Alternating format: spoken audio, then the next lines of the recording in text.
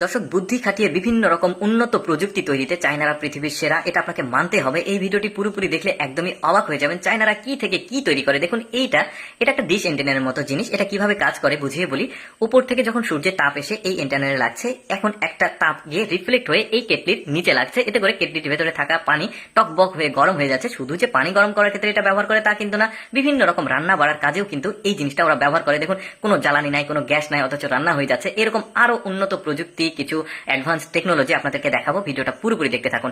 যেমন এইটা দেখতে পাচ্ছেন, একটা দীর্ঘ রেল লাইন নির্মাণ করছে একদমই কম সময়ে। দেখুন, একসাথে সকল কাজ হচ্ছে, কিন্তু এই যে ফ্ল্যাট গুলো নিচে লাগছে, তারপরে উপরের যে লোহা সেটা লাগছে। কি চমৎকার! ওরা কম সময়ে অধিক কাজ করার জন্য এই ধরনের উন্নত টেকনোলজি গুলো ব্যবহার করে, যেগুলো আমাদের দেশে এখনো ব্যবহার শুরু হয়নি।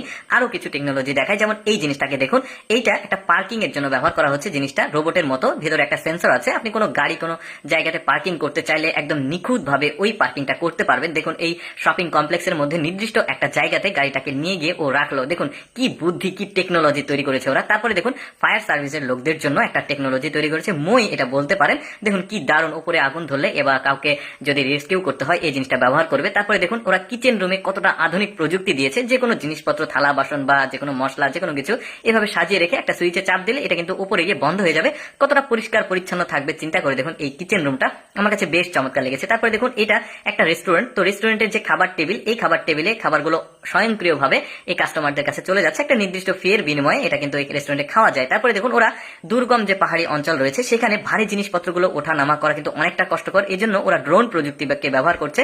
দেখুন কি দারুণ! কম সময়ে কিন্তু ভারী জিনিসগুলো উঠে যাচ্ছে। শুধু তাই না, তারা চাষাবাদের ক্ষেত্রে যে কীটনাশক প্রয়োগের ক্ষেত্রেও কিন্তু এই উন্নত প্রযুক্তিগুলো ব্যবহার করে। এই জিনিসটাতে কোনো প্রযুক্তি নাই, আছে শুধু বুদ্ধি। দেখুন কিভাবে কাজ করে এই চুলাটা। এই চুলার তিনটা পার্ট রয়েছে।